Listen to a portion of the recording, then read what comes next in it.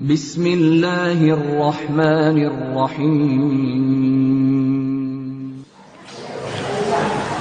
Assalamualaikum warahmatullahi wabarakatuh.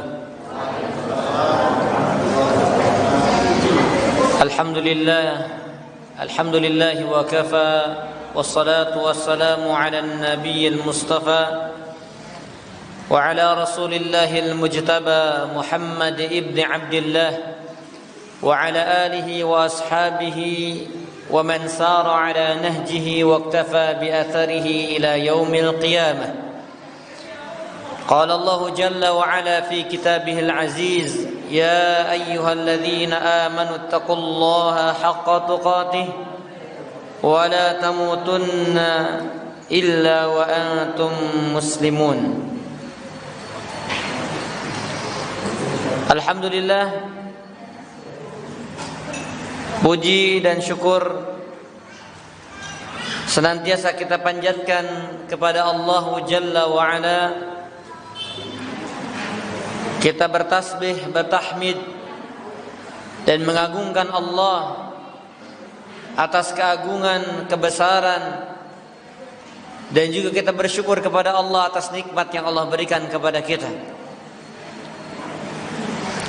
Semoga dengan syukur yang kita jalankan di hadapan Allah, Allah memberikan ganjaran kepada kita, Allah melimpahkan nikmat-nikmatnya kepada kita, dan lalu kemudian seluruh kita dimasukkan ke dalam surganya. Amin ya rabbal alamin.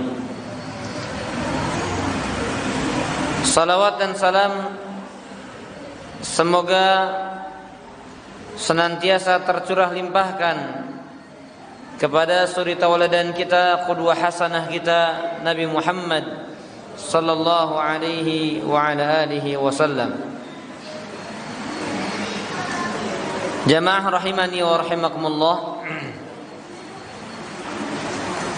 Insyaallah di pagi hari ini kita melanjutkan pembahasan kajian rutin daripada kitab Aqidah Madhab Asy-Syafi'i, pembahasan tentang akidah, pembahasan tentang tauhid, dan kita masuk pada pembahasan iman kepada qada dan qadar. Ya. Namun di judul kita belum selesai, di judul yang di halaman ke-6 kalau tidak salah. Betul? Ketinggian Allah sebelumnya, di halaman sebelumnya. Ketinggian Allah. Ini sudah belum? Sudah.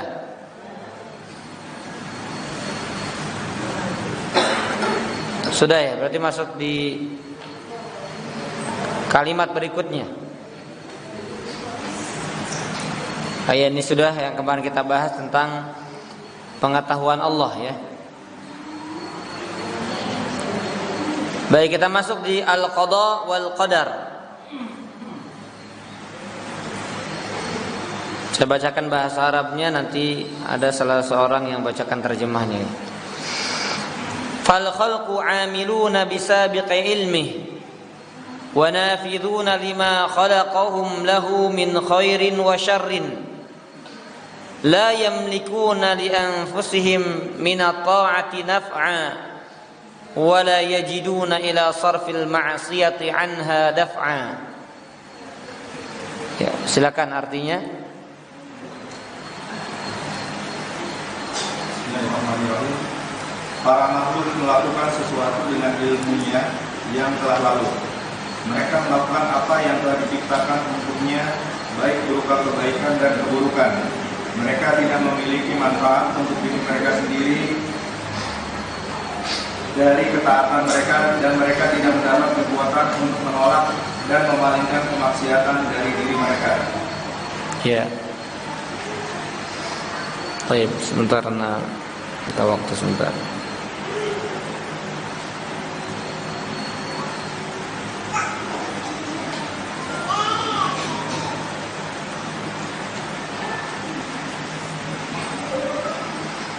Ya. Qala Imam Muzani berkata, makhluk melakukan sesuatu dengan ilmunya yang telah lalu. Ya, jadi ilmunya Allah yang telah lalu. Pada pembahasan kita kali ini, para hadirin hadirat, Bapak Ibu, jamaah azan ya Allah wa iyyakum ajma'in, kita berbicara tentang pokok dasar dalam agama, fondasi dalam iman. Salah satu daripada rukun iman yaitu iman kepada takdir. Al-imanu bil qadar, iman kepada takdir. Sebagaimana hadis Rasul sallallahu alaihi wasallam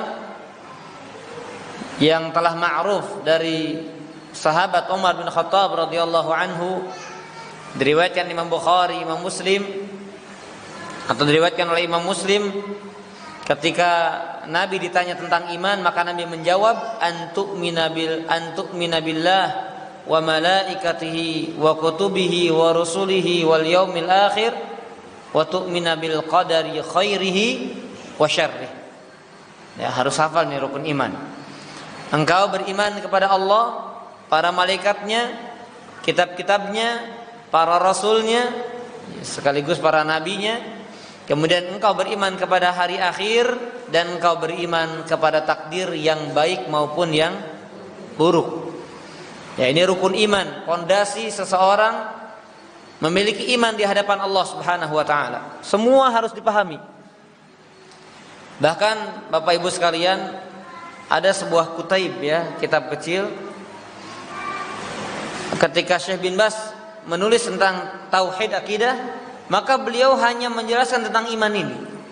Karena akidah, tentang keimanan, tentang tauhid, kembali kepada rukunnya. Ya, semua rukun yang ada pada rukun-rukun iman itu.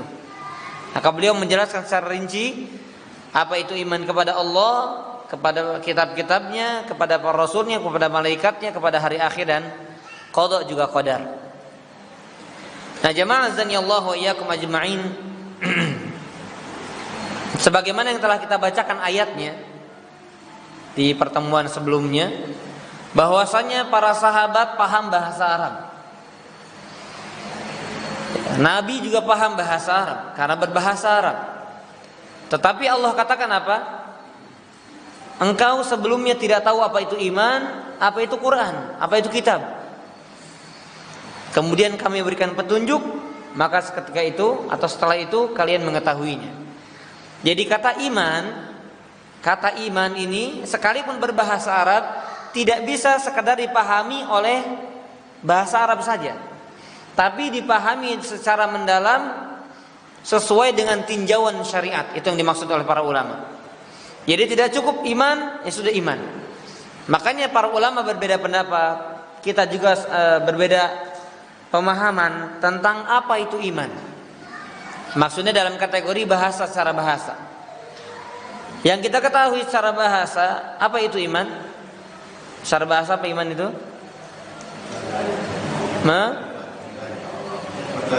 Percaya. Apalagi? Meyakini. Nah, saya bilang kan berbeda pendapat. Berbeda pemahaman. Ada lagi? Iman itu? Enggak ada. Biasanya umumnya orang menjawab apa? Membenarkan. Ya, iman itu membenarkan. Umumnya, ini bukan yang benarnya. Memang ada sebagian ulama yang mengatakan al-iman at-tasdiq. Iman itu adalah membenarkan. Tapi yang tepat secara bahasa, ketika digali dan ditinjau dari sisi syariat, secara bahasa iman itu adalah al-iqrar, menetapkan, mengikrarkan. Karena kalau sekadar berbicara membenarkan, mempercayai, meyakini, maka Abu Thalib menjadi orang di antara orang-orang yang beriman. Karena dia mempercayai kenabian Muhammad SAW. Betul atau tidak? Percaya nggak kalau keponakan itu nabi? Percaya? Dibela nggak? Udah percaya dibela lagi. Nah, bayangkan itu. Sudah percaya, yakin bahwasanya keponakan adalah utusan Allah, yang diutus di tengah-tengah umat manusia, yang muncul dari jenis manusia, diperintahkan untuk berdakwah kepada kufar Quraisy dan kepada seluruh umat manusia sampai kiamat nanti, itu dakwahnya Nabi. Itu Abu Thalib percaya. Tetapi kepercayaannya kepada kenabian Muhammad SAW tidak membuatnya termasuk orang yang beriman. Maka tidak cukup dengan sekadar percaya. Maka yang benar iman itu adalah al-iqrar, ya, menetapkan. Nah, tapi ada kelanjutannya. Makanya istilah-istilah syariat, Pak, tidak bisa sekadar dipahami secara bahasa. Makanya nanti ada kalimat begini, Pak. Biasa kalau dalam bahasa Arab, misalnya, Pak, al-kitabu lughatan, buku secara bahasa bla bla bla, kan begitu ya. Nanti secara istilah apa gitu kan, Pak? Nah, maka iman karena dia disebutkan di dalam Al-Qur'an, iman, kata-kata iman disebutkan juga dalam hadis-hadis Nabi SAW, maka ditinjau dari sisi bahasa, kemudian setelahnya wastilahus syar'i, dan istilah secara syar'i. Karena istilah iman bukan sekadar bahasa saja, tapi istilah iman itu ditinjau dari sisi syariat. Ya, misalnya kalau barang-barang biasa, Pak, ya, bukan istilah-istilah syariat, maka boleh secara bahasa saja. Misalnya kitab secara bahasa, Pak, tempat untuk ditulisnya tulisan. Pena secara bahasa alat untuk menulis, kan begitu. Ya. Nah, sedangkan iman itu istilah syariat yang harus dipahami secara syariat. Ya, tidak, maka perhatian kita terhadap istilah-istilah syariat itu harus mendalam. Nah, iman secara bahasa al-iqrar, menetapkan. Secara istilah syariat, iman itu adalah al-iqrar alladhi yastalzimu, ikrar, penetapan yang mengharuskan al-inqiyad wa ta'ah, yang menetapkan ketundukan dan ketaatan. Menetapkan, mengikrarkan yang mengharuskan ketaatan dan ketundukan, itu iman. Nah, ini harus kita pahami, Pak. Abu Thalib, contoh lagi, Abu Thalib dia secara bahasa membenarkan, meyakini kenabian Muhammad SAW. Tapi apakah keyakinannya menghantarkan dia kepada taat kepada Nabi? Tidak. Menjadikannya tunduk kepada perintah Nabi? Tidak. Maka tidak dikatakan beriman. Ini dibahas oleh Syekh Utsaimin di dalam Syarah Arba'in Nawawi, ya, tentang iman, karena orang harus paham apa itu iman. Ma kunta tadri mal iman, ma kunta tadri mal kitab walal iman, kan kata Allah begitu dalam surat Asy-Syu'ara kalau tidak salah. Asy-Syura. Ya. Engkau tadinya tidak tahu Muhammad apa itu iman, apa itu kitab. Nah, begitu pula kita. Kita kalau nggak belajar nggak bakal tahu, Pak. Tahu dengan cara apa? Belajar. Innamal ilmu bitta'allum, kata Nabi. Ilmu itu didapatkan dengan cara belajar. Nggak mungkin bapak-bapak pengajian, ya kalau nggak dibahas itu nggak mungkin tiba-tiba tahu. Ya, makanya ketika tahu itu kapan tahu? Ketika dibahas, ketika dipelajari. Baik, jadi iman adalah menetapkan, dan menetapkan tersebut mengharuskannya tunduk dan taat. Maka orang yang beriman adalah orang yang tunduk dan taat kepada syariat. Tidak dikatakan beriman ketika dia sekedar mengikrarkan. Tidak dikatakan beriman ketika dia sekedar membenarkan. Tidak dikatakan beriman ketika dia sekedar mempercayai. Berbicara orang musyrik, Pak, percaya nggak kepada Allah? Bukan satu ayat, Pak. Beberapa ayat Allah tegaskan dengan kata-kata penegasan, dengan huruf taukid, itu bahasa Arabnya. Allah mengatakan wala in sa'altahum man khalaqas samawati wal ard la yaqulunna Allah. Wahai Muhammad, kalau kamu coba tanya kepada orang musyrik, orang-orang yang menyekutukan Allah, orang-orang yang menyembah berhala yang dibuat oleh tangan-tangan mereka sendiri, yang diberikan sesajen-sesajen, sesembahan-sesembahan. Kalau kamu tanya siapa yang menciptakan langit dan bumi, maka kata Allah, Allah yang menciptakan, Pak. Allah yang menciptakan orang musyrik. Allah mengatakan, pasti mereka mengatakan siapa? Allah. Kamu gitu, Allah kan yang paling tahu hati makhluk, Pak. Jadi sekalipun ada orang mengatakan, oh enggak, yang menciptakan bukan Allah, nah itu hanya pembangkangan lisan. Fitrahnya mengatakan Allah. Karena Allah yang menegaskan, Pak. Manusia itu orang-orang musyrik kalau ditanya pasti mengatakan Allah yang menciptakan langit dan bumi. Hanya saja mereka berbuat syirik dalam beribadah kepada Allah Subhanahu wa taala. Nah, mereka percaya dengan adanya Allah, percaya bahwasanya Allah pencipta, bahwasanya Allah yang memberikan rizki, tapi tidak membuat mereka termasuk dalam golongan orang-orang yang beriman. Karena kepercayaan mereka tidak membuat mereka tunduk dan patuh kepada syariat Allah yang dibawa oleh Muhammad sallallahu alaihi wasallam. Baik. Nah, iman yang akan kita bahas dalam pembahasan ini adalah iman kepada qada dan qadar. Yang mana tidak sedikit kaum muslimin menyimpang dalam masalah ini. Bahkan para dai dari zaman dahulu, ya tentunya setelah generasi atau setelah zaman yang maksum, ya disebut dengan zaman maksum, yaitu sahabat, tabi'in, tabi'ut tabi'in yang sudah direkomendasikan oleh Rasulullah SAW. Tapi setelah berlalunya zaman mereka, sudah banyak penyimpangan sampai hari ini dan sampai hari-hari yang akan datang. Jadi di zaman sekarang kita akan dapatkan bahwasanya akan ada penyimpangan-penyimpangan dari para dai tentang iman kepada takdir ini. Makanya kita mengilmui ini agar kita terhindar dari penyimpangan tersebut, agar jangan sampai kita menyimpang sedangkan kita tidak menyadarinya, atau jangan sampai ada syubhat yang menyambar hati kita sedangkan kita tidak membekali diri dengan ilmu, kita masuk dalam penyimpangan tersebut. Wa'iyadzubillah.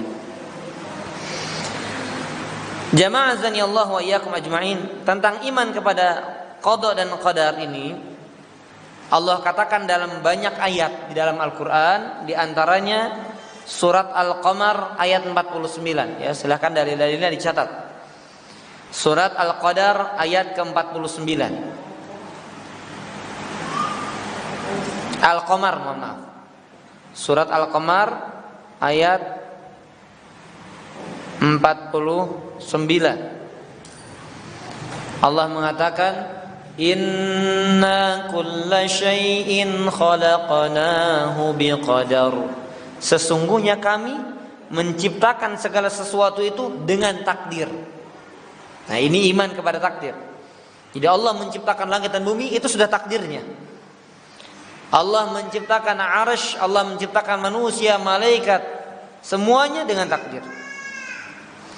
Kemudian ayat lain surat Al-Ahzab ayat 38. Ya, surat Al-Ahzab ayat 38. Wa kana amrullahi qadaran maqdura.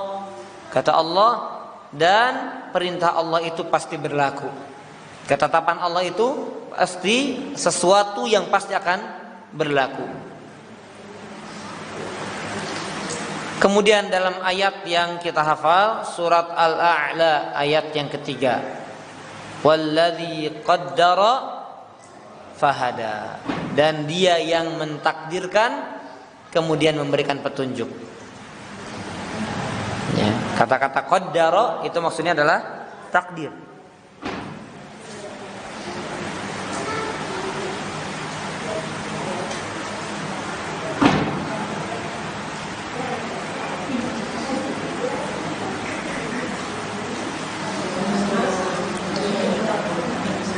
Baik, jamaah azanillahu wa iyyakum. Iman kepada takdir, ini rukun iman yang keberapa? Ketujuh atau 8? Ke-6 ya. Barangkali ada tambahan gitu ya. Iman kepada takdir adalah rukun iman yang ke-6. Sekalipun dia rukun yang tersendiri di poin ke-6, tapi dia masuk kepada rukun yang pertama, itu rukun iman kepada Allah. Kan satu iman kepada Allah, malaikatnya, kitab-kitabnya, hari akhir, dan apa yang kurang nih? Apa Rasul? Iman kepada kitabnya, malaikatnya, kitabnya, para rasul, para nabi, hari akhir, dan Iman kepada takdir. 6. Nah, ini kan poin tersendiri, Pak ya. Ini poin tersendiri. Tapi sekalipun dia poin tersendiri, yaitu rukun iman yang ke-6, tapi ia masuk dalam bagian rukun iman kepada Allah. Kenapa demikian? Karena iman kepada takdir, bagian iman kepada Allah, karena sesuatu atau takdir tidak mungkin lepas dari kehendak Allah. Ya, karena takdir tidak mungkin lepas dari kehendak Allah dan kekuasaan Allah Subhanahu wa taala. Makanya Umar bin Khattab radhiyallahu anhu mengatakan, al-qadar, takdir itu adalah qudratullah, kekuasaan Allah. Ya, kita tahu ya, innallaha ala kulli syai'in qadir. Nah, ada kaitannya dengan itu. Jadi al-qadar, takdir itu adalah qudratullah, yaitu kekuasaan Allah. Jadi takdir ini berjalan sesuai dengan kekuasaan Allah. Faman kadzdzaba bil qadar faqad jahada qudratallah. Dan barang siapa yang mendustakan takdir, maka sungguh dia telah mengingkari kekuasaan Allah. Ya, dan benar terjadi apa yang dikatakan Umar bin Khattab. Di zaman-zaman setelahnya banyak para kaum muslimin, bahkan di antaranya mereka yang dikatakan dalam tanda kutip ulama, menyimpang dalam masalah takdir. Baik, jamaah azani Allah wa iyyakum ajmain.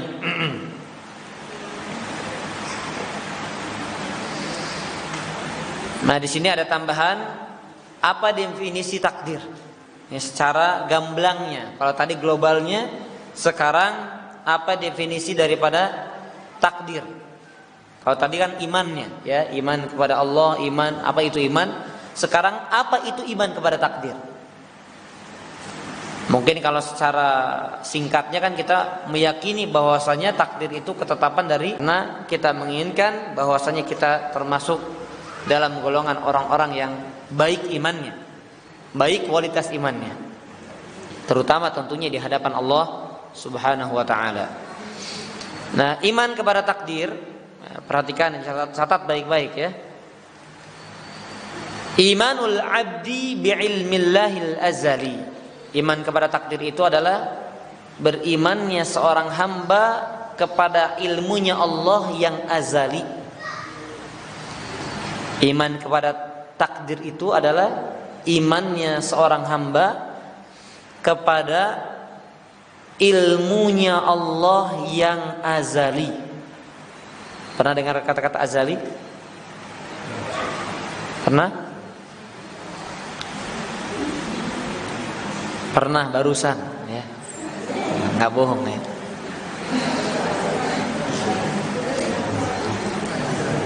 Al-azali. Ya, ini sifat ilmunya Allah. Ilmunya Allah yang azali. Bukan azali, tapi azali. Kalau azza wa jalla kan izzah, dari kata izzah. Allah yang maha tinggi, Allah yang maha agung, Allah yang maha mulia. Ya, Allahu azza wa jalla. Azza itu mulia, azza wa jalla, ya, jalil. Atau misalnya jalla wa ala, yang maha mulia dan maha tinggi. Subhanahu wa ta'ala, maha suci dan maha tinggi. Kalau ini azali pakai hamzah. Nanti kita akan bahas. Ya, sengaja saya lewat dulu karena ini harus diperinci lagi nanti. Kemudian, dan iman kepada catatannya yang ada di Lauhul Mahfuz. Dan iman kepada catatannya yang ada di Lauhul Mahfuz.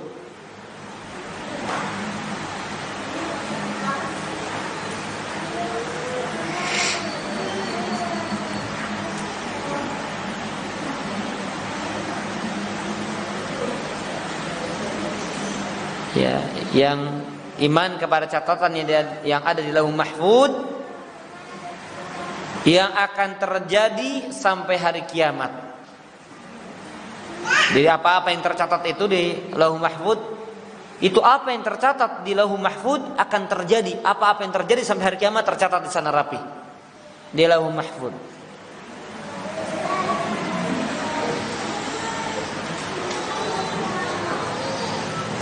Kemudian iman kepada kehendaknya.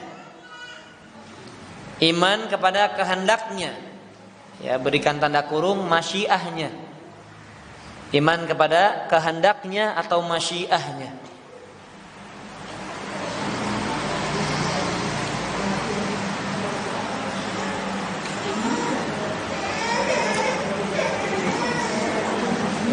Juga beriman kepada ciptaannya. Juga beriman kepada ciptaannya terhadap segala sesuatu. Juga iman terhadap ciptaannya terhadap segala sesuatu.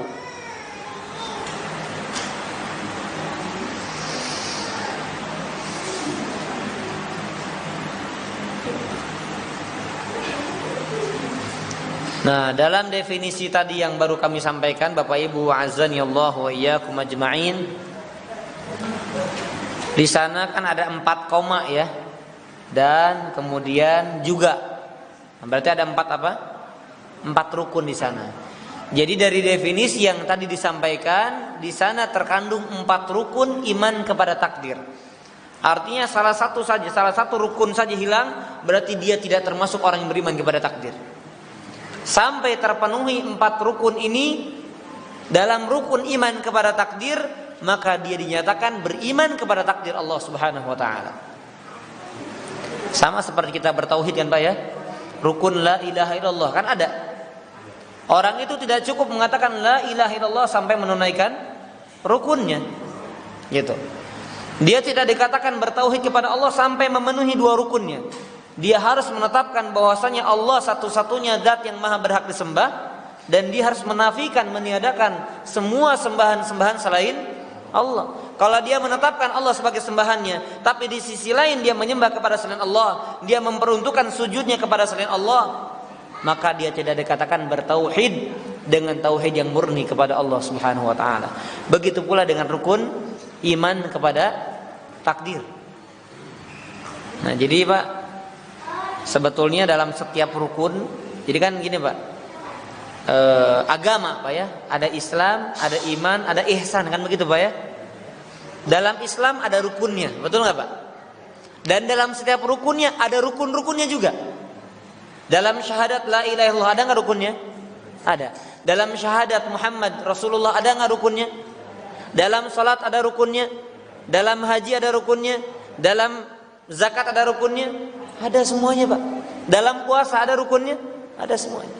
Begitu pula ketika kita membahas iman. Iman kepada Allah ada rukunnya. Iman kepada malaikat ada rukunnya. Iman kepada kitab-kitabnya ada rukunnya. Iman kepada para rasul ada rukunnya. Iman kepada hari akhir ada rukunnya. Dan iman kepada takdir ada rukunnya. Jadi di bawah rukun ada rukun-rukun lagi. Nah itu harus diketahui Pak.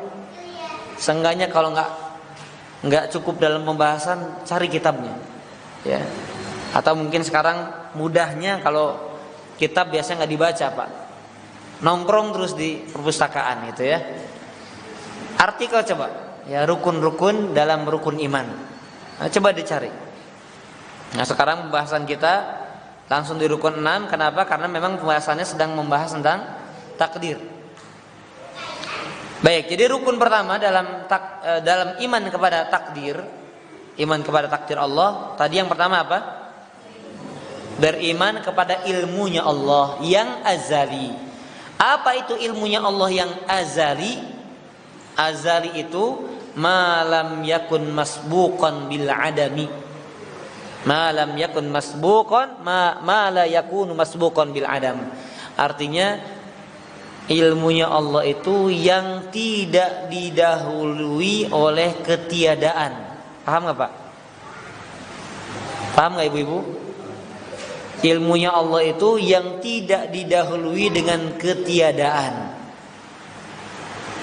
Paham nggak Pak? Ini bahasanya dalam masalah ini Pak.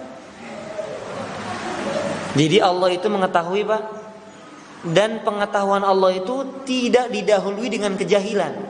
Jadi artinya begini Pak, kalau kita sekarang tahu, sebelumnya tahu nggak Pak? Ini tadi tentang takdir, sebelumnya tahu nggak Pak? Ibu-ibu tahu? Nggak tahu. Berarti ilmunya kita didahului dengan ketidaktahuan, tapi ilmunya Allah azali tidak didahului dengan ketidaktahuan. Itu maksudnya. Jadi ilmunya Allah itu tidak didahului dengan ketidaktahuan. Jangan ada kata-kata tadinya Allah nggak tahu kemudian tahu. Itu ada dari dai sekarang, Pak. Populer darinya, followersnya banyak, penggemarnya banyak, ada itu. Jadi keyakinannya Allah itu baru tahu takdir setelah terjadi takdir itu. Allah itu dari seorang dai cerdas, pintar, Pak. Jadi ini kecelakaan, ya, naudzubillah min dzalik. Misalnya nanti ya sejam kemudian ada kecelakaan, itu Allah belum tahu. Belum tahu Allah. Ketika terjadi Allah tahu. Bayangkan, Pak, ada pemahaman seperti itu, Pak. Ya. Jadi apa maksud dari Allah Maha mengetahui, Pak? Ya enggak, Pak? Apa maksud dari Allah Maha mengetahui? Allah mengetahui apa yang akan terjadi, yang telah terjadi, yang sedang terjadi. Ada satu lagi. Gimana, Pak? Masya Allah, Mumtaz. Gimana? Masya Allah. Nah, ini tahuan, pernah belajar, suka belajar. Baik. Jadi gini, Pak. Ilmunya Allah mencakup apa, ini harus dicatat, Pak. Nah, tadi kan Bapak bisa menjawab karena mencatat, belajar, sering mendengar. Ilmunya Allah, kita meyakini tentang ilmunya Allah. Ini kita iman kepada takdir. Kita meyakini tentang ilmunya Allah apa yang telah terjadi. Kita dari yang sebelum dulu. Apa yang telah terjadi. Ini perlu dicatatin. Apa yang sedang terjadi, apa yang akan terjadi, dan yang tidak terjadi. Seandainya terjadi, bagaimana kejadiannya? Pusing nggak? Nah, pusing aja sendiri ya. Kalau saya nggak pusing. Baik, nanti sebentar saya ulang lagi ya. Apa yang telah terjadi, yang sedang terjadi di seluruh alam semesta, Pak. Bukan sekadar di bumi saja. Apa yang di bawah bumi, makhluk-makhluk yang di bawah bumi, yang di dasar lautan, yang di langit, ada yang di antara langit dan bumi, ya. Itu semua Allah ketahui. Yang sedang terjadi, yang telah terjadi, yang akan terjadi Allah tahu. Dan juga Allah ini yang paling mendalam, Pak. Kalau itu kan kata-kata biasa, Pak ya. Tapi ya bukan sesuatu yang biasa, maksudnya kata-kata yang mudah dipahami. Tapi ini yang paling mendalam, Pak. Sesuatu yang tidak terjadi, seandainya terjadi, bagaimana kejadiannya? Itu Allah tahu. Sesuatu yang tidak terjadi, seandainya terjadi, bagaimana kejadiannya? Itu Allah tahu. Sampai sedetail itu pengetahuan Allah. Makanya selain nama Allah Al-Alim, Allah punya nama juga apa yang sejenis dengan Alim?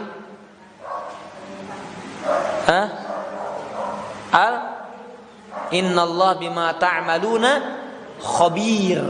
Lihat, Allah tahu dari apa yang kalian kerjakan.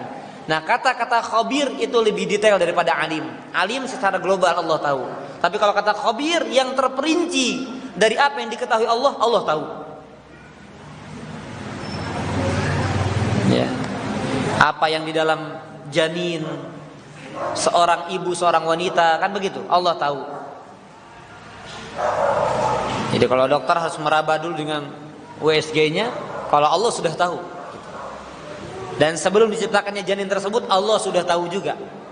Itu pengetahuan Allah. Pak Ibadah bisa kasih contoh? Bapak bisa kasih contoh? Tadi Bapak tahu ya. Bisa kasih contoh dari, kalau yang telah kan sudah ya, sudah paham semuanya. Yang sedang sudah paham. Yang akan terjadi nanti di masa yang akan datang, sedetik kemudian, 2 detik kemudian, siapa yang akan mati, siapa yang akan kecelakaan, siapa yang akan sukses, siapa yang akan bahagia, semuanya Allah tahu. Nah sekarang terakhir, yang tidak terjadi, seandainya terjadi, bagaimana kejadiannya? Bisa kasih contoh? Coba Pak. Nah kan tadi sudah tahu ya kaidahnya, harus paham contohnya. Apa maksudnya? Ada yang bisa kasih contoh? Apa bisa? Coba.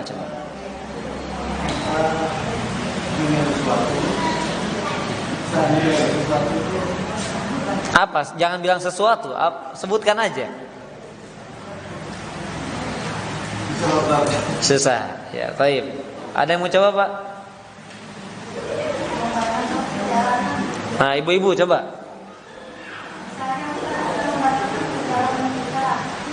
Misalnya kita mengatakan apa?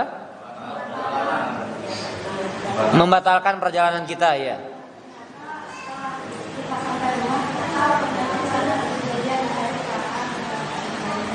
Oh, ternyata ada kecelakaan. Ya, boleh, bagus. Bagus, Masya Allah. Ya, barakallahu fiik.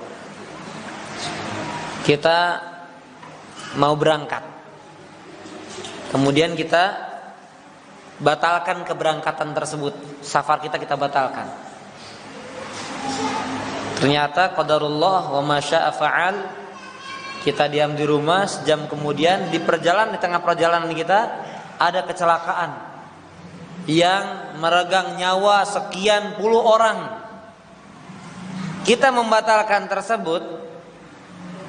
Allah sudah tahu, seandainya hal tersebut terjadi, artinya safar itu terjadi, maka Allah tahu bagaimana kejadian safar tersebut. Nah, itu maksudnya. Ya, dan itu ada nyata dalam kehidupan kita, betul nggak Bapak Ibu? Misalnya Bapak Ibu dulu pernah punya calon, nah, ya, ada kan yang sekali aja ya, sekali aja seumur hidup, sekali ngelamar, sekali diterima, udah nikah. Tapi ada yang berkali-kali, kayak saya gitu ya. Sebelum nikah dulu berkali-kali, bukan berkali-kali poligami, bukan. Dulu sebelum nikah ya dengan istri pertama, istri memang satu istrinya. Bukan istri pertama. Jadi beberapa kali itu saya ingin nikah itu Bapak Ibu, ini sedikit kisah aja. Saya ingin nikah itu dari usia 17 tahun. Ya. Tapi Allah takdirkan, nggak tahu nggak laku apa gimana gitu ya. Tapi kalau dibilang nggak laku, perasaan nggak jelek-jelek amat gitu ya. Itu karena ya sejak kecil itu, sejak sebelum balik bahkan dari SD itu ditanamkan oleh abi saya, hafizahullah taala. Kamu kalau suka sama perempuan bilang abi nikahkan hari itu juga. Itu dari abi, itu dari kecil begitu. Kalau kamu suka sama perempuan bilang sama abi nikahkan hari itu juga. Ya tentunya kalau sudah balik ya. Misalnya mau sekolah, sedang sekolah, setelah lulus sekolah langsung. Jadi itu udah tertanam. Wah, ketika mulai suka sama perempuan mau bilang nggak ya? Gitu. Jadi di kelas 2 SMA itu sudah pengen nikah. Bahkan hampir keluar sekolah, nih udah mau nikah aja lah. Udah kerja nikah aja udah. Oh jangan, sekolah dulu. Setelah selesai mau nikah. Jangan, kerja dulu. Ya. Sampai akhirnya nikah usia 23 tahun. Ya, alhamdulillah masih terbilang muda walaupun 17, 18, 19, 20, 21, 22, 23. 7 tahun setelah ada keinginan. Artinya kan lama. Nah, itu kan beberapa kali ya yang Masya Allah hikmahnya itu Masya Allah hikmahnya itu setelah berlalu itu baru saya petik hikmahnya, berusaha saya gali hikmahnya. Ya Allah, seandainya jadi sama si fulana, maka saya bagaimana? Seandainya saya jadi sama fulana ini, batal sama fulana ini, kalau saya nikah sama fulana saya nggak tahu akan bagaimana. Kalau saya nikah sama si fulana yang ini, yang dia awam, yang dia bahkan punya penyimpangan, mungkin saya akan terbawa arusnya. Bisa jadi begitu. Jadi Allah tahu kejadian yang tidak terjadi, seandainya terjadi bagaimana kejadiannya. Betul Pak? Itu dia. Ya, di antaranya saya Pak pernah dulu ya ada seorang akhwat lah ya. Itu sampai usahanya itu saya waktu itu saya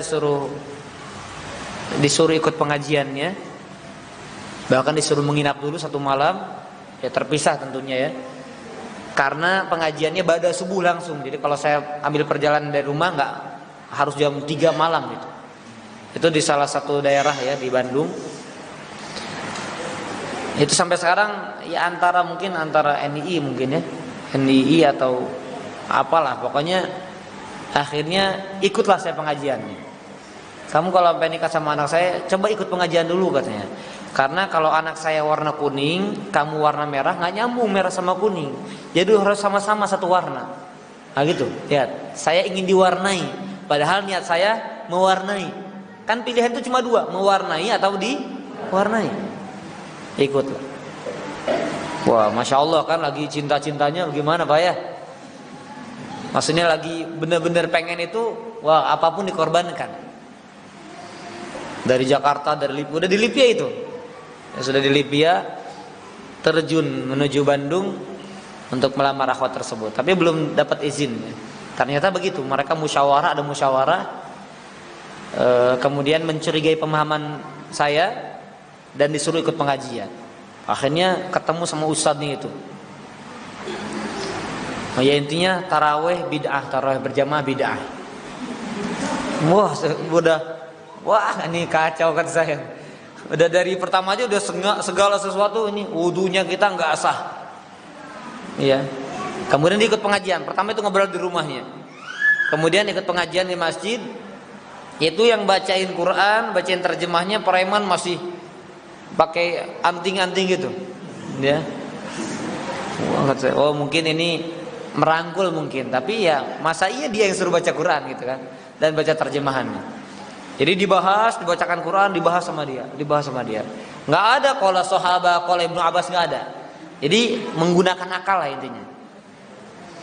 Nah, dari situ ya saya katakan dalam hati, kalau agama saya yang dikorbankan, ya bagaimana akan menjalankan kehidupan? Ya sehebat apapun rasa cinta saya kepada seorang wanita, kalau harus mengorbankan agama, say no to korban agama, gitu ya. Katakan tidak untuk mengorbankan agama. Akhirnya ya walaupun gimana inginnya saya batalkan. Nah, setelah berlalu dan menikah dengan istri ya, wah saya bilang kalau jadi saya rusak nih agama saya. Mungkin saya ikut dia, mungkin saya ini, mungkin saya ini. Itulah hikmah. Jadi seandainya itu terjadi, bagaimana kejadiannya Allah tahu. Makanya nggak terjadi bagi saya. Gitu Pak, ya. Nah itu kalimatnya ma la yakun laukana kaifa yakun. Apa yang terjadi, seandainya terjadi bagaimana kejadiannya, Allah mengetahuinya. Jadi Bapak Ibu sekalian, di antara hikmahnya kita beriman kepada ilmunya Allah ini, ketika ada sesuatu yang luput dari kita, khususnya berbicara tentang sifat-sifat duniawi, maka petik hikmahnya. Katakan qaddarallah wa ma syaa fa'ala. Ini sudah ditetapkan Allah, dan apa yang Allah kehendaki pasti terjadi. Ya, dan kita tinggal menggali hikmahnya. Kalau dapat alhamdulillah, kalau tidak ya mungkin ada hikmah yang Allah rahasiakan atas saya.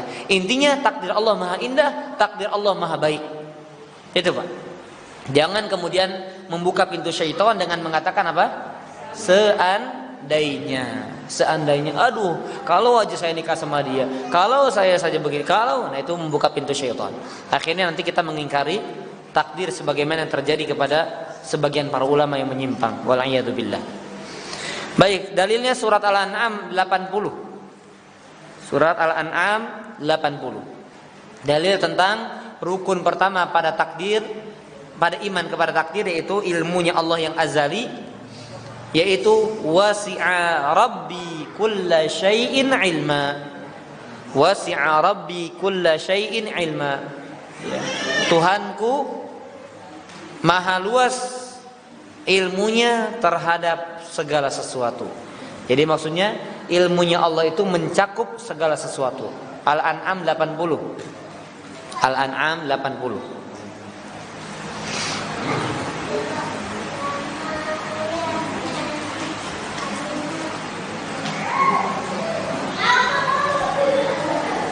Saya cek dulu ya.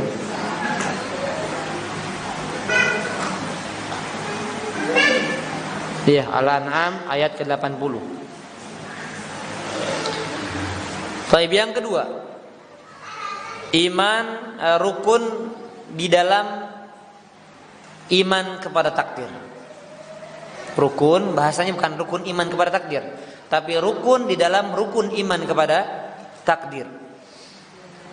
Yaitu catatan Allah yang ada di Lauhul Mahfuz. Kita meyakini, mengimani bahwasanya Allah mencatat segala sesuatunya di Lauhul Mahfuz. sampai segala sesuatu yang terjadi sampai hari kiamat.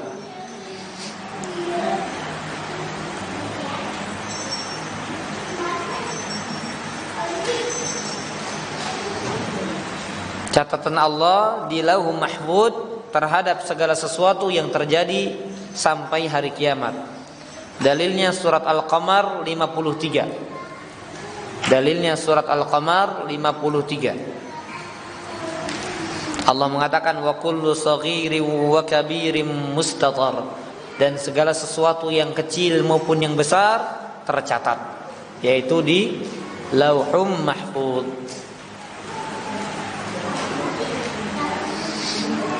Sebagaimana sabda Nabi SAW juga dalam hadis riwayat Tirmidzi, Nabi mengatakan inna awwala ma khalaqallahu al-qalam, sesungguhnya yang pertama kali Allah ciptakan adalah pena, qalam. Ya. Faqala lahu, maka kemudian Allah berkata kepada pena tersebut, qalam tersebut, uktub, tulislah. Qala, jadi ini pena, ya, bukan pena seperti kita ya, bukan pena yang kita miliki. Ini penanya bisa ngomong. Dia berkata, ma aktub, wahai Allah, apa yang aku tulis? Ketika Allah perintahkan uktub, tulislah. Maka dia berkata, ma aktub, apa yang aku tulis? Qala uktub al-qadar, tulislah takdir, ma kana wa ma huwa kain ilal abad, apa yang terjadi sampai sepanjang masa. Ya, sampai sepanjang masa ditulis. Hadis riwayat Tirmidzi. Nah, jamaah azani Allahu yakum, dari pembahasan ini sedikit saya ingin bahas tentang apa sebetulnya yang pertama kali diciptakan Allah. Ya, apa makhluk pertama kali yang diciptakan Allah? Kalau dari kalangan manusia sepakat siapa? Adam alaihi salam. Tapi kalau makhluk, dari kalangan makhluk, apa yang pertama kali diciptakan Allah Subhanahu wa taala? Ini terjadi perbedaan pendapat.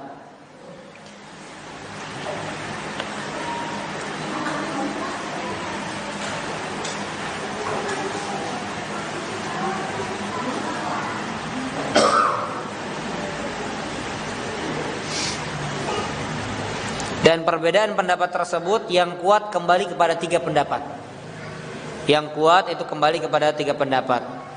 Sebagian mengatakan yang pertama kali adalah pena, berdasarkan hadis ini. Ini dirojihkan oleh Ibnu Jarir At-Tabari, ya, ahli tafsir ya, Ibnu Jarir At-Tabari.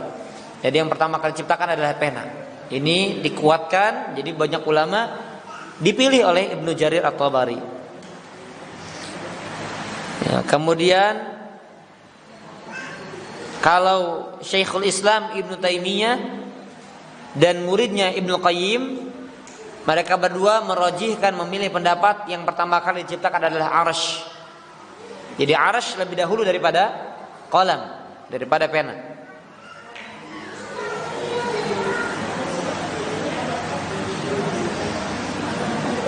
Dan yang ketiga adalah air. Ya, air apa? Air yang di bawah arsy. Di atas langit ada air, setelah air baru arsy. Nah, itu yang pertama kali diciptakan, dan ini diriwayatkan dari Ibnu Mas'ud.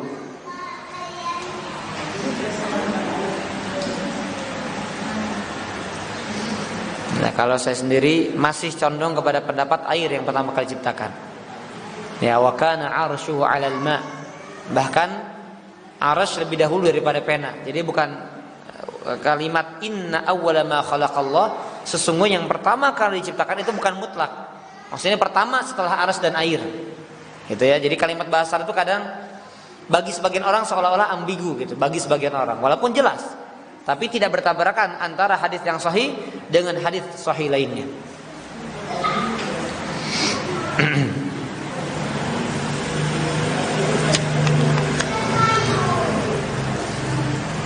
Baik. Kemudian hadis yang lain, itu sekilas saja ya tentang makhluk Allah yang pertama kali Allah ciptakan. Hadis yang lain berkaitan dengan rukun di dalam rukun iman kepada takdir, yaitu hadis Rasul sallallahu alaihi wasallam diriwayatkan Imam Muslim. Nabi mengatakan kataballahu maqadiral khalaiq. Allah mencatat, Allah menulis takdir seluruh makhluk qabla an yakhluqas samawati wal arda bi 5,000 sanah. Sebelum 50.000 tahun sebelum diciptakan langit dan bumi, ya. Jadi Allah mencatat takdir semua makhluk 50.000 tahun sebelum diciptakan langit dan bumi. Dan ini masuk dalam bagian, termasuk di dalamnya perbuatan hamba, termasuk dalamnya rizki hamba, termasuk di dalamnya ajalnya hamba, bahagia sengsaranya hamba, termasuk dalamnya. Karena itu semuanya bagian dari kata makhluk. Jadi hamba itu Pak, apa yang diucapkannya makhluk, apa yang diperbuatin makhluk. Nah itu makhluk semuanya.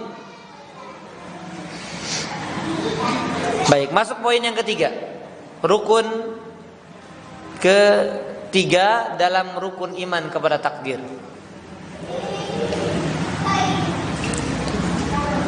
Apa tadi? Masyiah atau kehendak. Jadi kehendaknya yang pasti terjadi. Semua perkara itu berjalan sesuai dengan kehendak Allah Azza wa Jalla. Nah, semua yang terjadi pasti berjalan sesuai dengan kehendak Allah Subhanahu wa taala. Dalilnya di dalam surat At-Takwir. Ya, dalilnya surat At-Takwir ayat yang terakhir ya. Atau dari 2 ayat terakhir sampai ayat terakhir, liman syaa'a minkum ayyastaqim wa ma tasyauna illa ayyasha Allahu rabbul alamin. Dan tidaklah kalian berkehendak kecuali kehendak kalian sesuai dengan kehendak Allah Rabbul alamin, Rabb semesta alam.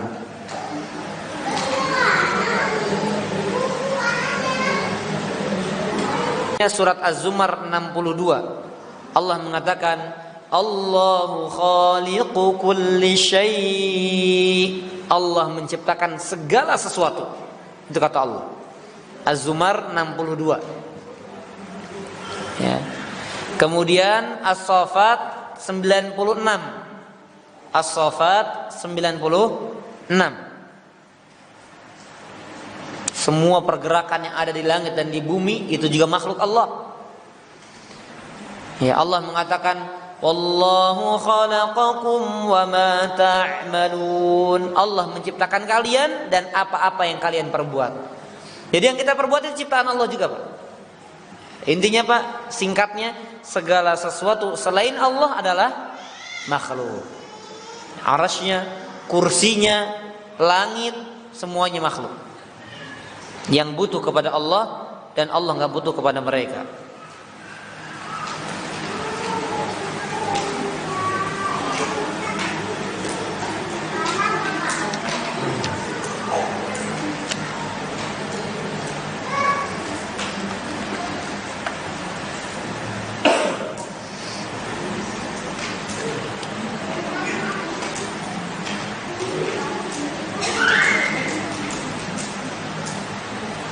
Baik, jemaah azani Allah wa iyyakum ajma'in. Di sini ada sebuah bait syair dari Imam Syafi'i, bagus tentang takdir, Pak.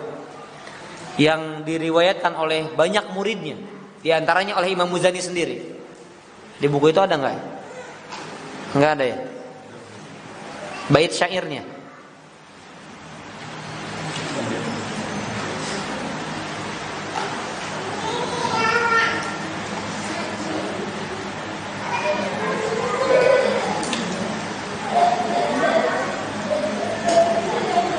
Oh, enggak ada, Pak ya? Enggak ada, Pak.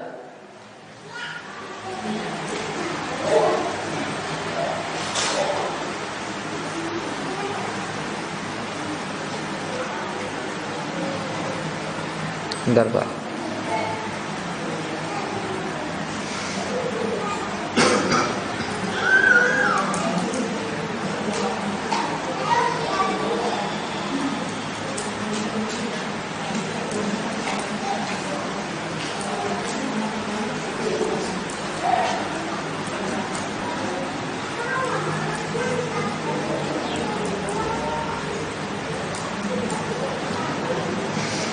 Nggak ada ya, di bawah itu hanya keterangan tambahan saja.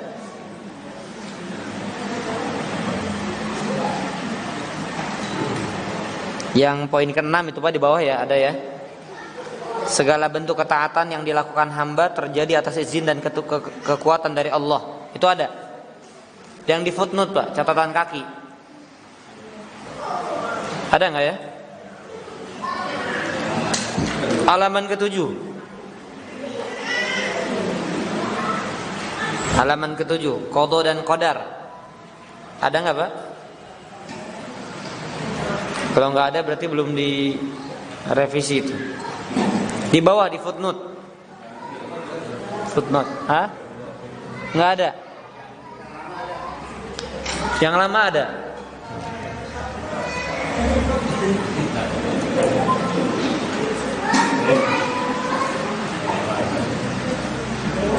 Baik, saya jelaskan saja Pak ya.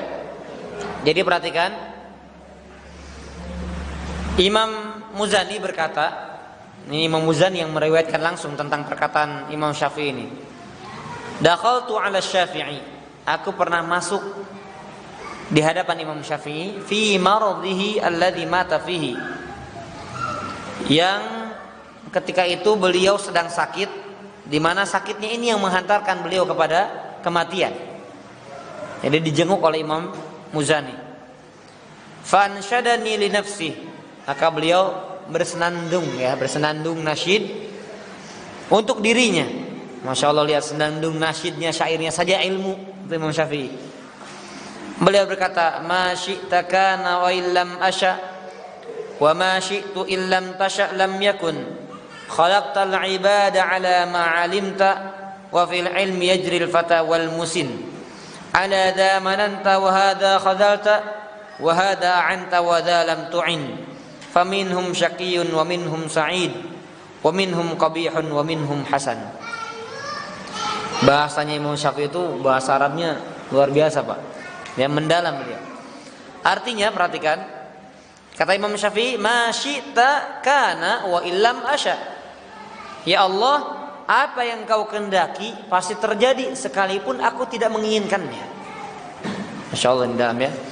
Ya Allah, engkau kalau berkehendak sedangkan aku tidak menginginkannya, maka yang terjadi adalah kehendak Allah, bukan apa yang aku inginkan. Dan apa yang aku inginkan, kalau engkau tidak menghendaki, lam yakun, tidak akan terjadi. Engkau menciptakan seluruh hamba atas apa yang engkau ketahui. Jadi Allah mengetahui semua yang Allah ciptakan. Wa fil ilmi yajril fata wal musin, dan pada ilmu Allah berjalan anak muda dan orang tua. Maksudnya apa-apa yang dilakukan anak muda, orang tua, semuanya berjalan sesuai ilmunya Allah. Apa yang kita kerjakan Pak, apa yang mereka kerjakan, siapapun yang mengerjakannya berjalan sesuai ilmunya Allah. Kepada ala dha mananta wa hadha khadalta, kepadanya engkau memberi, tapi kepadanya engkau tidak memberi. Jadi pemberian juga sesuai dengan kehendak Allah. Jadi ada orang yang Allah beri, ada yang Allah tidak beri. Wa hadha anta wa dha lam tu'in, ini orang engkau tolong, namun orang yang lain tidak engkau tolong. Pertolongan Allah berikan sesuai dengan kehendak Allah juga. Faminhum syaqiyyun wa minhum sa'id, di antara mereka ada yang celaka atau ada yang sengsara, dan di antara mereka ada yang bahagia. Wa minhum qabihun wa minhum hasan, di antara mereka ada yang buruk dan di antara mereka ada yang baik. Syair semua ini Pak, syair-syair yang diucapkan oleh Imam Syafi'i ini sesuai dengan rukun-rukun tadi. Ya, semuanya ada Pak dalam rukun tadi. Penciptaan, pencatatan, masyiah, dan ilmunya Allah. Atau kalau dari pertama, ilmunya Allah, pencatatannya Allah, kemudian masyiahnya Allah, kehendaknya Allah, dan pencatatannya Allah ciptaannya Allah Subhanahu wa taala. Ya. 4 rukun tadi, ilmu, pencatatan, kemudian masyiah, dan khalaq, ciptaannya Allah Subhanahu wa taala.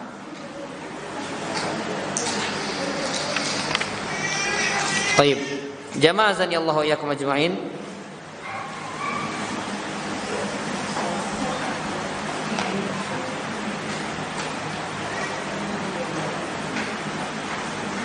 Di dalam masalah takdir, ini sudah saya bahas sebelumnya pekan lalu. Ada 3 penyimpangan, ada 3 golongan. Sudah belum? Sudah sekilas kalau nggak salah ya. Ada 3 golongan dalam masalah takdir. Ya, ada 3 golongan dalam masalah takdir.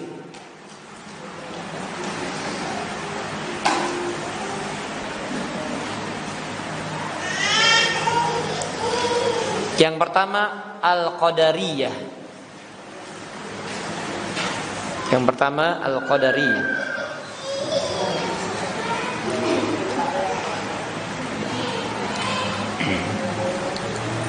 Siapa al-qadariyah?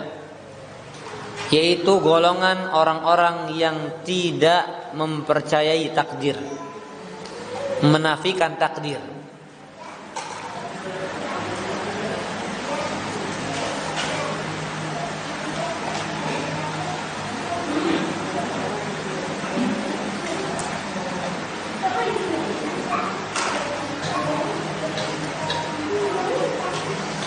Al-Qadariyah orang yang menafikan takdir.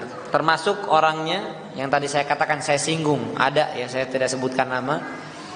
Ya, jadi aduh, inisialnya udah terkenal. Lebih terkenal inisialnya daripada ustadznya.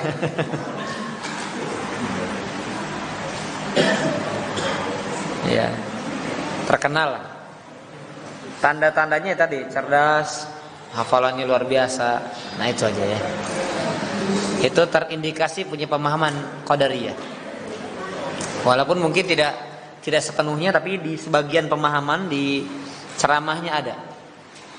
Jadi kalau ada kecelakaan, ya Allah tahu sebelumnya belum Allah takdirkan itu. Ketika kecelakaan itu, yaitu takdir Allah saat itu juga. Dan Allah tahu itu. Sebelumnya ya belum ada takdir itu. Nah itu pemahaman qadariyah. Jadi menafikan takdir. Artinya apa? Artinya orang itu berusaha, orang itu berjalan, orang itu berjuang, orang itu berjihad, bersungguh-sungguh, baru dia dapat. Berarti atas siapa? Atas usahanya sendiri. Enggak disandingkan atau enggak dipautkan, enggak dikaitkan dengan takdir Allah. Bahwasanya apa-apa yang diusahakan itu pun sesuai dengan takdir Allah. Itu nanti itu manhajnya ahlu sunnah wal jamaah. Tapi kalau qadariyah tidak. Usaha, ya usaha, kerja antum. Beramal antum. Kalau ingin sukses beramal antum. Jadi tidak ada kata-kata insya Allah, enggak. Usaha. Itu qadariyah. Yang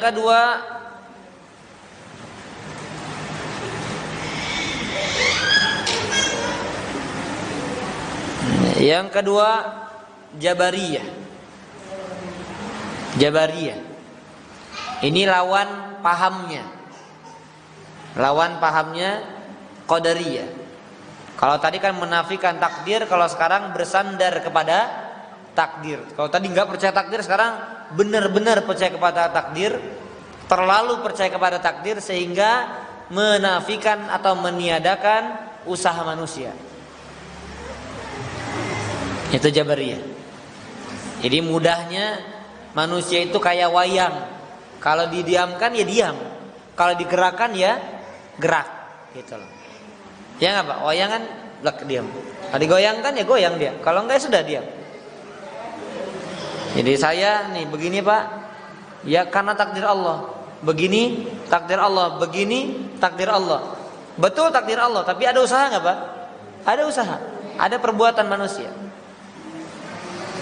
Itu Jabariyah.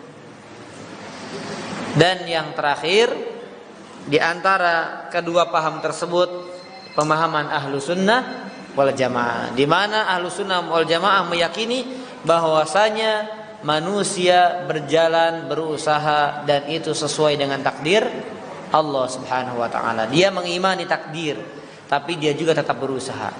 Tidak sebagaimana qadariyah, tidak sebagaimana Jabariyah.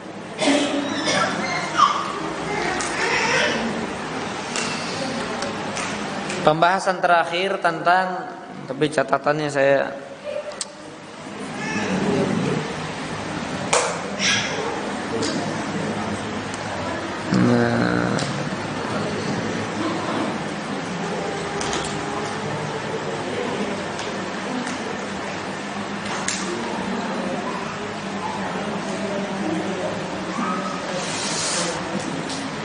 Sebentar Pak ya, lagi diingat-ingat dulu Pak.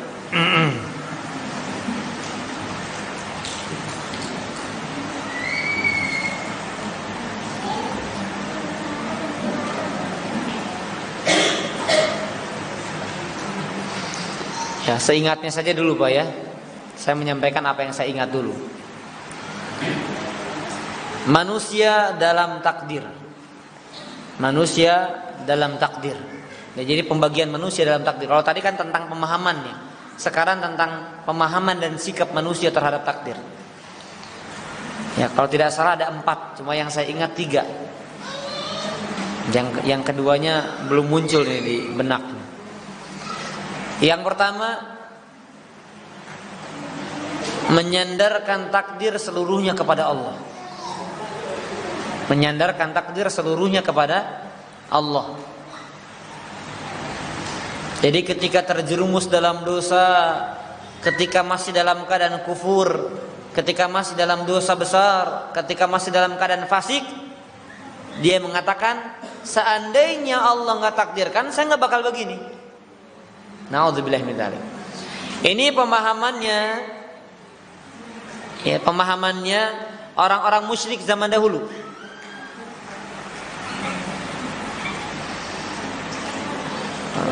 Dalilnya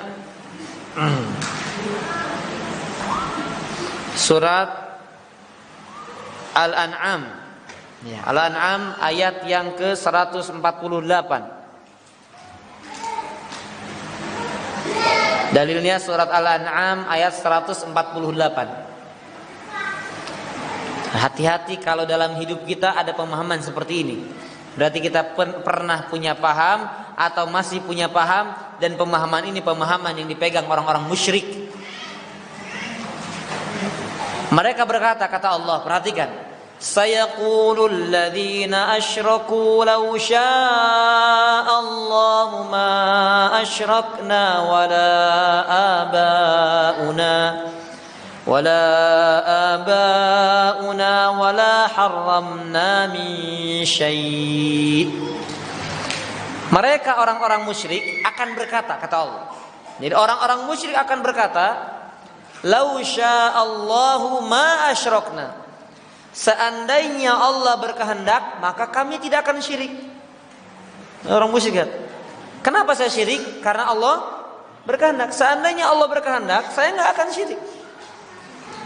Kenapa saya masih syirik? Karena Allah belum berkehendak. Allah masukkan saya ke dalam Islam, ikut ajaran Nabi Muhammad SAW. Kan ini banyak dari orang awam Pak ya.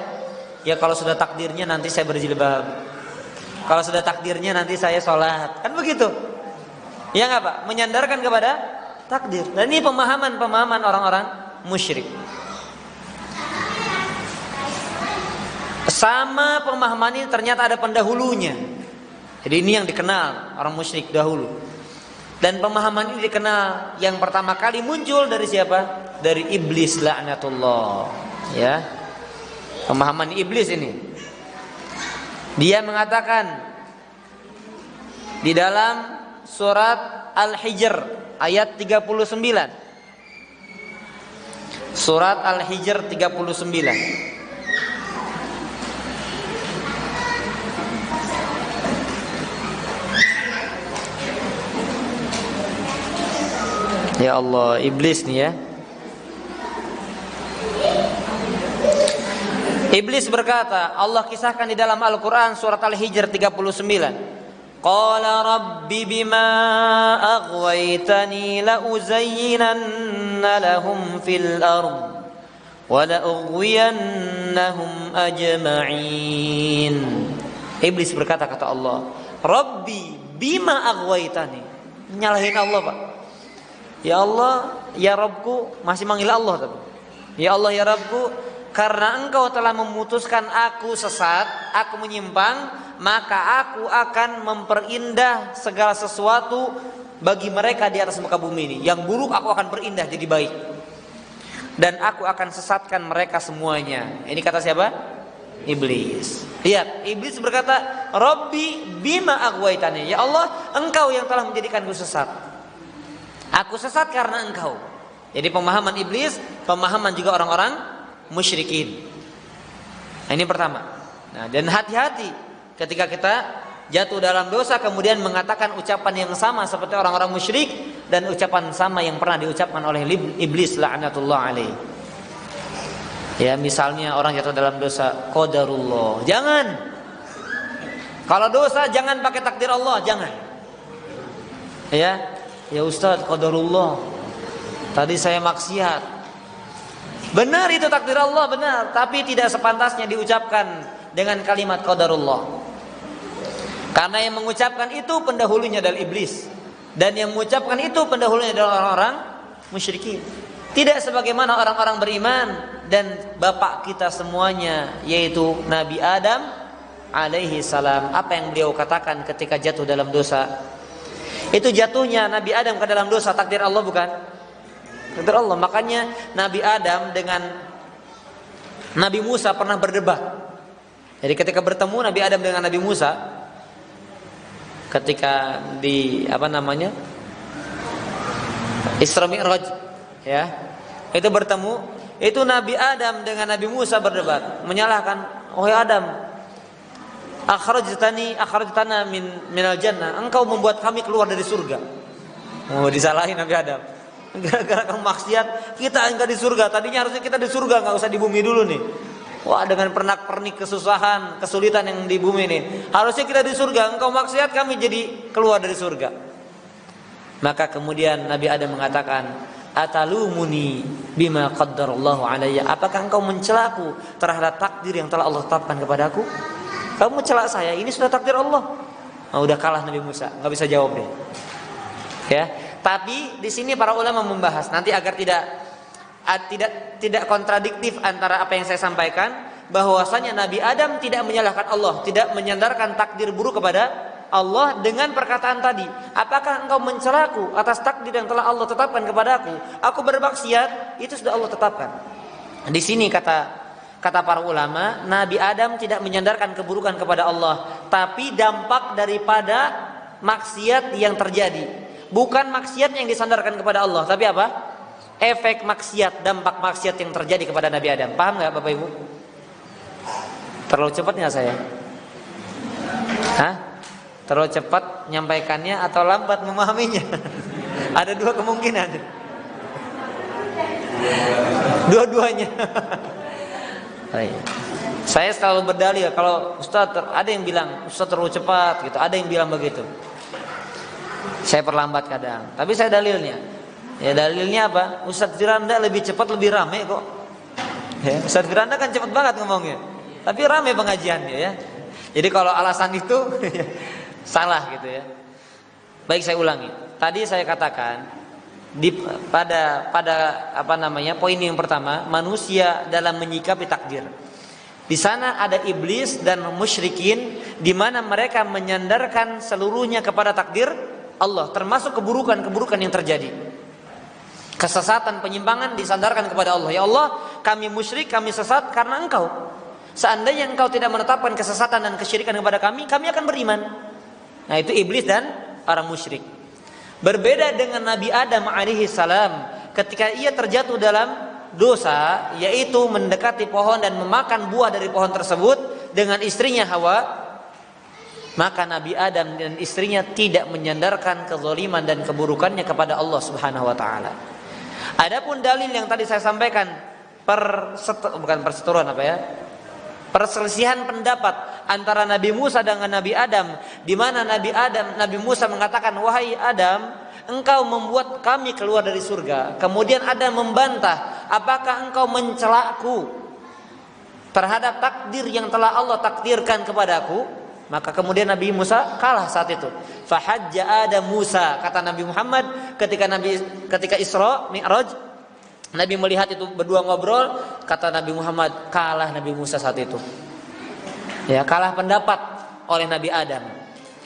Nah, di sana Nabi Adam bukan berarti menyandarkan dosa kepada Allah, melainkan ini efek dosa sudah Allah takdirkan. Paham enggak, Pak? Ini dampak dosa, keluarnya aku dari surga, diturunkannya, kemudian berada di atas muka bumi, itu takdir siapa? Takdir Allah. Tapi Nabi Adam tidak menyandarkan, aku mendekati ini, aku makan, itu takdir Allah. Enggak. Nabi Adam tidak mengucapkan itu. Paham, Pak? Jadi tidak kontradiktif antara hadis ini dengan ayat di dalam surat Al-A'raf, doa yang sangat populer yang sering kita baca juga, Rabbana zalamna anfusana wa illam taghfir lana wa tarhamna lanakunanna minal khasirin. Nabi Adam ketika jatuh dalam dosa kemudian ditegur oleh Allah, dia mengatakan, Rabbana zalamna, ya Allah, aku yang zalim kepada diriku sendiri. Kan begitu kan? Rabbana zalamna aku yang zalim sama diriku sendiri. Wa illam taghfir lana, kalau engkau tidak mengampuniku ya Allah, mengampuni kami berdua. Wa tarhamna, engkau tidak menyayangi kami berdua, tidak merahmati kami berdua, lanakunanna minal khasirin, kami pasti rugi. Nah, dari sini berarti ayat ini menunjukkan Nabi Adam dan Hawa istrinya tidak menyandarkan kezaliman kepada Allah, tidak menyandarkan dosa kepada Allah Subhanahu wa taala. Dan itu sikap yang harus dimiliki oleh setiap muslim. Ketika jatuh dalam dosa, jangan mengatakan qadarullah. Ya, makanya ulama mengatakan kaidahnya, perhatikan, la yuhtajju, sebentar,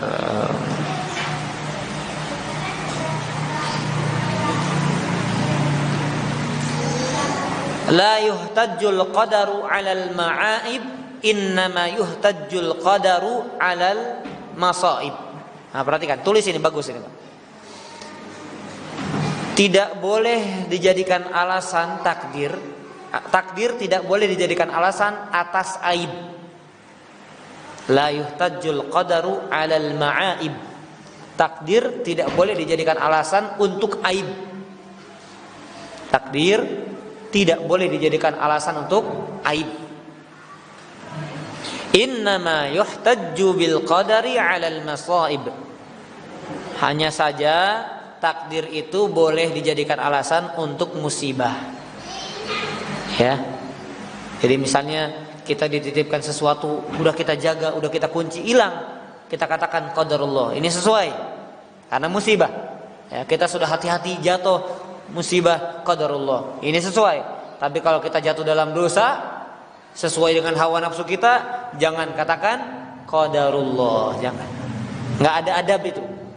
Enggak ada etika sama Allah Subhanahu wa taala.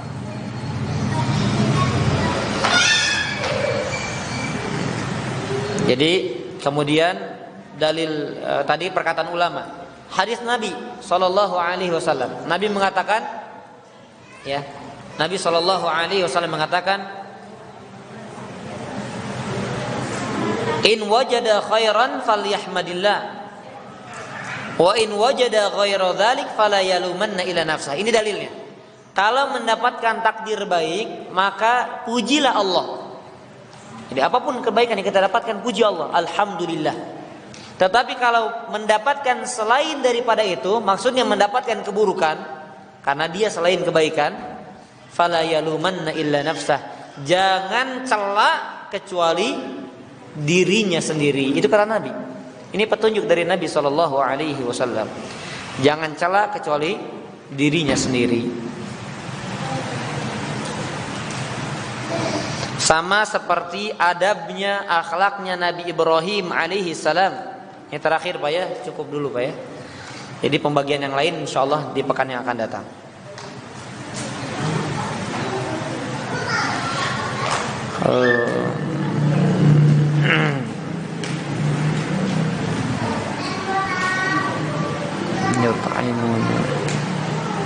Surat Asy-Syu'ara.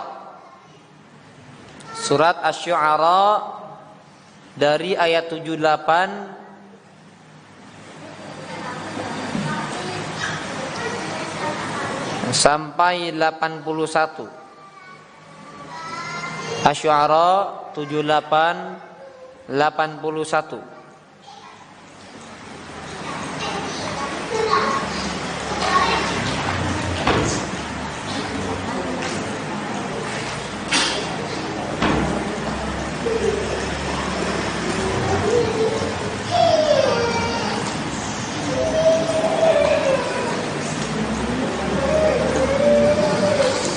Allah mengatakan, lihat perkataan dan etika adab yang ada pada diri Ibrahim alaihissalam, dan beliau juga termasuk qudwah, ya, qudwah bagi para nabi, qudwah bagi kaum mukminin.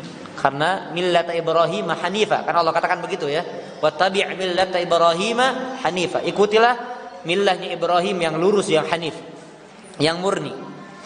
Dia mengatakan alladzi khalaqani fahuwa yahdin walladzi huwa yut'imuni wa yasqin wa idza maridtu fahuwa yashfin والذي يميتني ثم يحيين ila akhir ayat atau ila akhir surah. Nabi Ibrahim berkata, "Walladzi huwa yut'imuni wa yasqin." Dia yang memberi makan kepadaku dan memberikan minum kepadaku. Dia yang menciptakanku, dia yang memberikan petunjuk kepadaku. Dia yang memberikan makan kepadaku dan dia pula yang memberikan minum kepadaku. Maksudnya siapa? Allah Subhanahu wa taala. Lihat di ayat 80. Wa idza maridtu fahuwa yashfin. Dan apabila aku sakit, dialah yang menyembuhkan. Nabi Ibrahim di sini tidak berkata apa? Tidak berkata apa? Kalau tadi kan dia yang menghidupkanku dan mematikanku. Dia yang memberikan makan kepadaku, dia yang memberikan minum kepadaku. Dia yang Nabi Ibrahim tidak berkata, dia yang membuatku sakit dan dia pula yang menyembuhkanku. Ibrahim alaihi salam tidak mengatakan demikian. Tidak menyandarkan sakit kepada siapa? Allah Subhanahu wa taala. Sekalipun sakit, takdir siapa? Allah. Ini menunjukkan, kata para ulama, etika dan adabnya yang sangat tinggi yang ada pada diri Ibrahim alaihi salam. Karena sakitnya atau musibah yang terjadi pada Adam atas dasar kesalahan-kesalahan mereka sendiri. Ya, makanya diberikan contoh. Bisa. Nabi sallallahu alaihi wasallam mengatakan, la yaruddul qada illa du'a. Tidak ada yang bisa mengubah takdir kecuali doa. Nah, ini Bapak Ibu sekalian, para ulama, sebagian ulama menjelaskan bahwasanya yang dirubah bukan apa yang ada di Lauhum Mahfuz. Karena apa yang ada di Lauhum Mahfuz tidak akan berubah sedikit pun, setitik pun, semili pun gak akan bergeser. Ya. Jadi yang dirubah apa-apa yang ada dalam catatan malaikat. Jadi catatan malaikat itu ada takdirnya. Nah, apa-apa yang terjadi hari ini di catatan malaikat bisa dirubah dengan apa? Dengan doa. Jadi yang berubah yang ada pada sisi malaikat. Wallahu a'lam bishawab.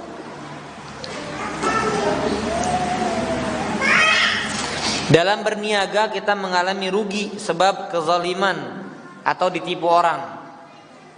Apakah itu termasuk takdir? Ya, jelas takdir. Ya, jelas takdir Allah Subhanahu wa taala yang insyaallah pasti penuh hikmahnya. Ya, mungkin kita akan lebih berhati-hati. Kalau tidak seperti itu kita enggak berhati-hati. Ya. Kemudian yang meyakini bahwasanya kalau memang itu rezeki kita, maka tidak akan kemana. Kalau ini rezekinya bukan milik kita, maka bagaimanapun akan hilang, akan luput dari kita. Dan banyak hikmah-hikmah lain yang bisa dipetik dari apa yang luput dari kita. Wallahu a'lam bishawab.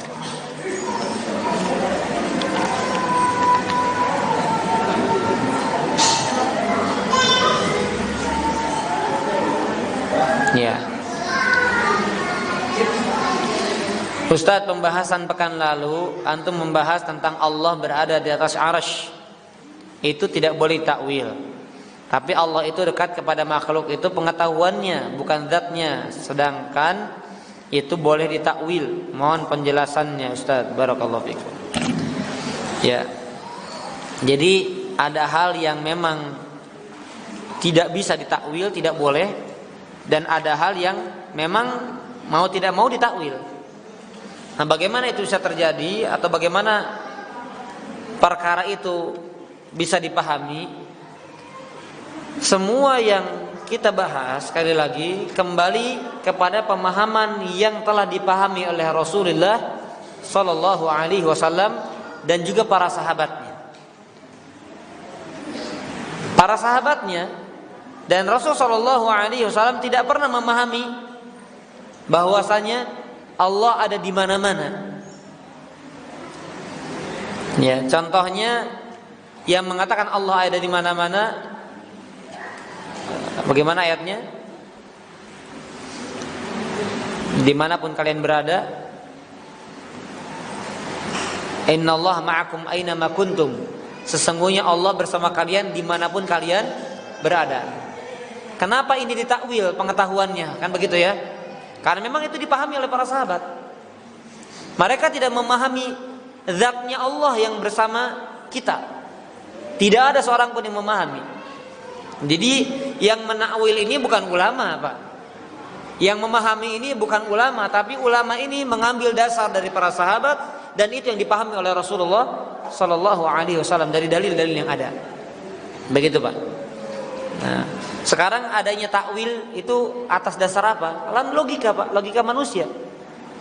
Logika kemudian dimasukkan ke dalam agama. Jadi ketika beragama yang dikedepankan adalah bukan dalil, bukan sami'na wa ata'na, tapi apa? Logika dulu, kami pikirkan dulu, masuk akal atau tidak. Nah, begitu, Pak. Jadi pemahaman seperti ini karena dasarnya adalah penjelasan adalah kembali kepada Rasulullah Sallallahu Alaihi Wasallam dan para sahabatnya, bukan kita yang asal sembarangan mentakwil dalil, bukan. Wallahu a'lam bishawab. Baik. Ada lagi yang ditanyakan? Ya, silakan. Bagaimana kita memahami tentang tadi antara dosa atau aib saja tidak boleh menandai kepada Allah atau bukan Allah itu saja. Bagaimana tentang kasusnya Nabi Adam dan Nabi Yusuf? Nabi Yusuf itu kan ketika diajak berzina itu Nabi Yusuf juga hasrat. Lalu pada saat itu Allah tidak bertindak dengan tanda-tandanya itu. Allah tidak menghendaki perzinaan tersebut dengan memberikan tanda-tandanya kepada Nabi Yusuf.